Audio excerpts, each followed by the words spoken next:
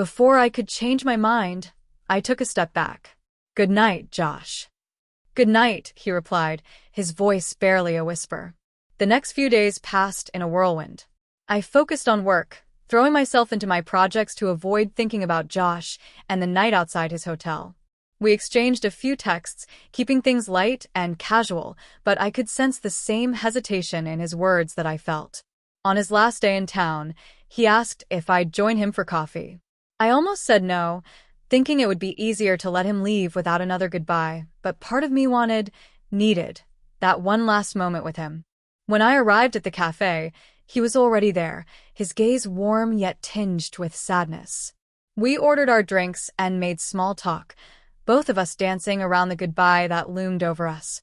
"I'm going to miss this city," he finally said, his eyes meeting mine. "And I'm going to miss you." I felt a pang in my chest, struggling to keep my emotions in check. "I'll miss you too, Josh. More than I can say." He reached across the table, his hand finding mine, and for a moment, it was as if we were the only two people in the world.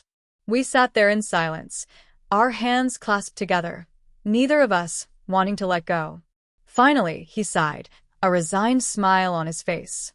"I guess this is it then?" "Yeah," I replied, my voice barely audible. "Goodbye, Josh." He gave my hand a final squeeze before releasing it, and I watched as he walked out of the cafe, disappearing into the crowd. The weeks that followed were a strange mix of nostalgia and longing. I kept myself busy, trying to move on from the brief but intense connection I'd shared with Josh. Yet, I couldn't help but replay our moments together in my mind, wondering what could have been if things were different. Then one day, I received a message from him. It was short, just a simple, "I'm in town, any chance you're free to meet?" My heart raced as I read it, the familiar excitement bubbling up inside me. It had been months since we'd last seen each other, and a part of me had tried to convince myself that our connection had been nothing more than a fleeting spark. But as I typed my response, agreeing to meet him, I knew that spark had never truly faded. There was a thrill in knowing that our story wasn't over just yet, that maybe, just maybe, fate had brought us together for a reason. As I headed to the place we agreed to meet, I felt a mix of anticipation and trepidation. I didn't know what the future held for us, or if we could overcome the obstacles in our way. But in that moment, all I cared about was seeing him again, and the possibility that we might be able to pick up where we left off. I nodded, trying to keep my breathing steady as he closed the distance between us. Without another word, he reached for my hand, pulling me close, his other hand tracing a gentle line down my arm. The moment felt surreal, everything we'd been holding back bubbling to the surface in a rush of unspoken words and shared glances. I felt my heart race as his fingers intertwined with mine, his breath warm against my cheek. All the unresolved tension between us hung thick in the air, pressing in on us until there was no space left for uncertainty. He looked into my eyes, his gaze intense, questioning, as if he were giving me one last chance to walk away. But I didn't want to. I was done with restraint, done with pretending. And in that moment, every reason why this was impossible faded away, leaving only the feeling we'd been denying since the very beginning. My hands found their way to his shoulders, and I pulled him toward me, feeling the weight of every word we hadn't spoken. He leaned in, his lips brushing mine in a kiss that was slow, intentional, as if savoring every second of the connection we'd tried so hard to resist. It was gentle at first, almost hesitant, but the longing between us grew quickly until there was no holding back. Time seemed to stop as we stood there, wrapped up in each other, a moment we both knew would linger in our memories long after it was over. When we finally broke apart, breathless and flushed, he rested his forehead against mine, his hands still holding me close. "What now?" he whispered, his voice barely audible. I smiled, not knowing the answer myself, but knowing I wasn't ready to let go just yet. "Maybe we don't have to know," I replied softly, brushing a strand of hair away from his face. "Maybe we just see where this goes." He nodded, a smile breaking across his face, and in that shared look, I felt the thrill of something new and thrilling blossoming between us, a promise that whatever happened next, it was a story neither of us would forget. I had the sensation of being frozen, as if I were stuck in a moment that I did not make complete sense of. When I finally spoke, my voice was hardly audible above a whisper. "Thank you," I whispered. "It is quite kind of you to be concerned." The hold that Mr. Blake had on my hand became ever so slightly more firm, and I had a chill that ran down my spine. When he started speaking to me, his voice was low and filled with an intensity that I couldn't quite describe. "Emily, there's something else I need to say," he said. I turned my head to gaze at him, my heart thumping fast in my chest. "What exactly is it?" He seemed to be considering what he was going to say for a brief moment. "Emily, you are an excellent example of a woman. Bold, brilliant, and stunningly lovely. Being in your presence is a blessing for Ryan." As a result of his words, I blinked, taken aback. I stutteringly said, "I thank you," as I was at a loss for words. He fixed his focus on me, and the intensity of his gaze made it impossible for me to turn away from him. The tone of his voice became more gentle as he continued, but I can't help but wonder if he truly appreciates what he has. It appeared as though the air between us became more dense, creating an environment that was packed with an unspoken tension that caused my heart rate to rise. "It is Mr. Blake. I am completely confused by what you are attempting to convey," I mumbled, my voice shaking slightly. With his thumb lightly brushing across the back of my hand, he corrected me by saying, instead of calling me Andrew, "Emily, I believe that you are aware of this. I believe that you are fully aware of what it is that I am attempting to convey." In spite of the fact that I was experiencing a surge of dread, I was also aware of something else, something that was mysterious and more attractive. With a trembling voice, I uttered, "This is not correct. Ryan was hired by your company. As for me, I am his wife." According to Andrew's response, "I know," his voice was laced with sadness. "However, I am unable to deny how I am feeling, Emily. Because you are everything I've ever desired, the idea of you being miserable is something I can't bear to contemplate. Because I wanted to put an end to this discourse before it got any farther, I wanted to pull my hand away from my face." The truth of the matter was, however, that there was a portion of me that was pulled to him, a portion of me that yearned for the attention and the yearning that I observed in his eyes. At the same time that my voice was filled with fear and need, I muttered to Andrew, "Andrew, we can't do this." With his hand still on mine, he whispered, "We don't have to do anything you don't want to do," and he repeated this statement. "But I need you to understand how I am feeling. It is imperative that you are aware of the fact that if circumstances were different, if you were not married." There was a whirlwind of feelings churning inside of me, including remorse, desire, and perplexity. My pulse was racing in my chest. I was aware that this was inappropriate and that I ought to get up and leave, but I was unable to do so. Despite my best efforts, I was unable to break free of the present moment. In an effort to persuade myself just as much as I was attempting to persuade him, I repeated, "I'm married." "It is the same with you." It was clear that he was in pain as he nodded. "You are correct, but that does not alter the way I feel. Additionally, I do not believe that it alters the way that you feel." While I was looking into his eyes, I was looking for any indication of uncertainty. Nevertheless, all I saw was sincerity. Even though he meant every word, I was horrified by his words. Due to the fact that, in reality, I did feel something for him, even if it was something that I had no right to feel. Despite the fact that my voice was shaking, I added, "This isn't fair to Ryan. He has faith in you. And I don't want to betray that trust," Andrew responded, his eyes remaining fixed on mine throughout the answer. "However, I am unable to pretend that there is no connection between us. I am unable to neglect this." The fact that I was standing on the brink of a cliff made me aware of the fact that a single misstep could bring everything crashing down around me. However, the draw was too strong, and the temptation was too considerable. I found myself leaning in, my lips meeting his in a tentative kiss, and before I could stop myself, I found myself pressing my lips against his. Although it was only a moment long, the kiss was powerful enough to send a surge of electricity through my body. As soon as we separated, both of us were breathing heavily and our hearts were beating really fast. Emily, Andrew murmured, his voice brimming with the sorrow he was feeling. I don't want to put any pressure on you. However, I need to know whether or not you like this.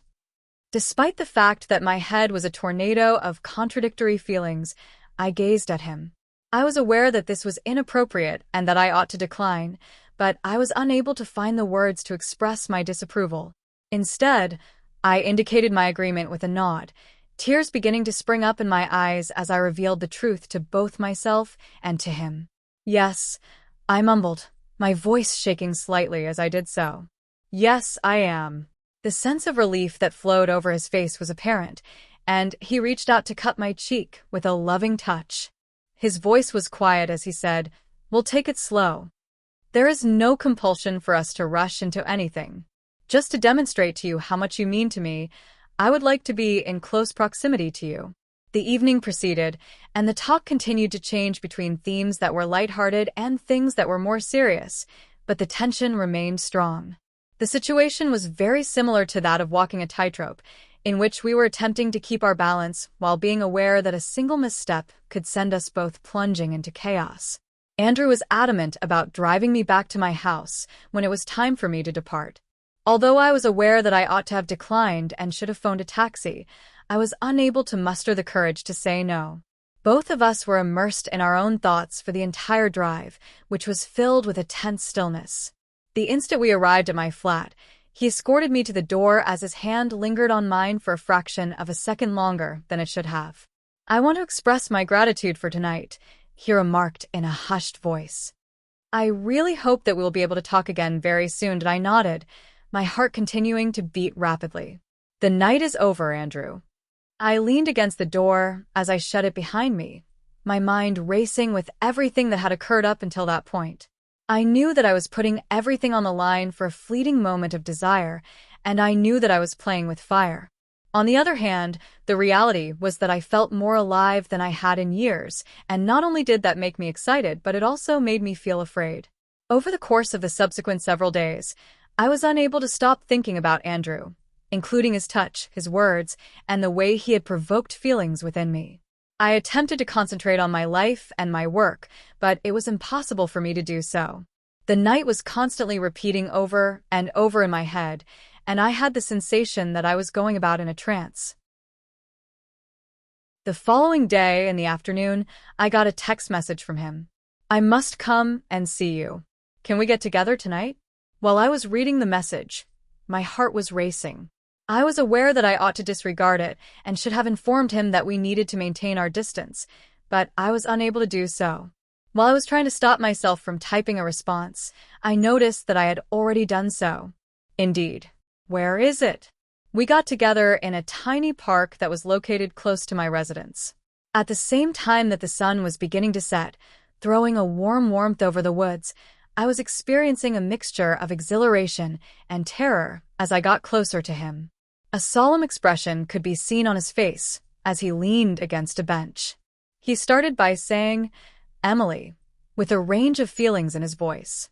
"I have made an effort to put some distance between myself and you, but I am unable to do so. It is imperative that you are aware of how much you mean to me." Despite the pain in my chest, I gazed up at him. "Andrew, this is just too difficult. What should I do? I am at a loss."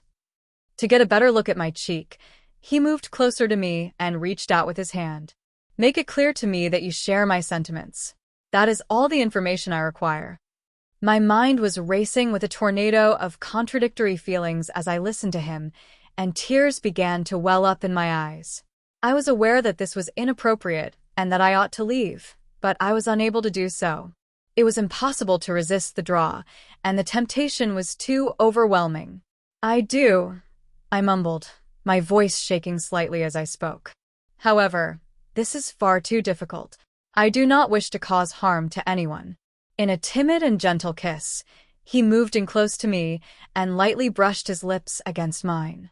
He said, "I am aware of that." "But I can't let you go, Emily," she said. The subsequent few hours were a jumble of feelings, including anxiety, remorse, and want. We were unable to resist the fascination that had been building up beneath the surface, and we became completely absorbed in the present moment. The experience was euphoric, but I knew it was wrong, and I was aware that the repercussions would be extremely severe. Following the conclusion of the event, we sat down on the bench, the realization of what we had done gradually taking hold of us. Despite the fact that I was filled with a profound sense of sorrow and regret, I also experienced a peculiar sensation of fulfillment. It was as if I had discovered something that had been absent from my life for such a long time. On the other hand, that feeling of satisfaction did not last long, since the consequences of our actions started to weigh heavily on me like a cloud of darkness. Considering everything that has transpired between us, how could I possibly continue my marriage? How could I face Ryan when he came home, knowing that I had crossed a line that should never have been crossed? As if sensing my turmoil, Andrew reached out and took my hand, his touch warm and comforting. "Emily, I'm sorry. I never wanted to hurt you." "I know," I whispered, tears streaming down my face. "But we've made a mess of things, Andrew. I don't know how to fix this." "We'll figure it out," he said softly, his thumb gently stroking the back of my hand. "I'm here for you, no matter what." But his words offered little comfort. The reality of our situation was too overwhelming, and I knew that there were no easy answers, no quick fixes. We had crossed a line, and there was no going back. It was some of the most challenging days of my life that followed the events that transpired. I tried to act normal, to focus on my marriage, but the guilt was eating me alive. Every time I thought about Ryan, I felt like a fraud, like I was living a lie. And the worst part was, I couldn't bring myself to end things with Andrew. Despite the guilt, despite the fear, I couldn't let go of the connection we had. But the longer our affair went on, the more complicated things became. The lies, the secrets, they were tearing me apart, and I knew that it was only a matter of time before everything came crashing down. That moment came one evening, when Ryan returned home unexpectedly from his trip. I had just finished dinner with Andrew, and we were sitting in my living room, talking quietly, when the front door suddenly opened. I froze, my heart pounding in my chest as Ryan stepped into the room, his eyes narrowing as he took in the scene before him. There was an uncomfortable silence, the air thick with tension, as Ryan looked from me to Andrew, suspicion flashing in his eyes. "What's going on here?" he asked, his voice calm but laced with an edge of anger. "Ryan, it's not what you think," I began, my voice shaky. But I knew it was too late. The truth was written all over my face, and Ryan could see it. He stared at me for a long moment, his expression a mix of hurt and betrayal. "How could you do this to me, Emily? How could you betray me like this?" "I'm so sorry," I whispered, tears streaming down my face. "I never meant for this to happen." Ryan shook his head, his eyes filled with a pain that cut me to the core. "I trusted you, both of you. And this is how you repay me." Andrew stood up, his expression one of regret. "Ryan, I'm sorry. I never wanted to hurt you." But Ryan didn't want to hear it. "Get out," he said, his voice trembling with emotion. "Both of you, get out of my house." I wanted to say something, to try and explain, but the words wouldn't come. I stood up on shaky legs, my heart breaking as I realized the full extent of what I had done. I had destroyed my marriage, and there was no way to fix it. As I left the house, I could hear Ryan's voice, filled with anger and pain, calling after us. "I never want to see either of you again." The next few weeks were a blur of pain and regret. I moved in with a friend, trying to give Ryan the space he needed to process everything that had happened. Andrew and I didn't speak. There was nothing left to say.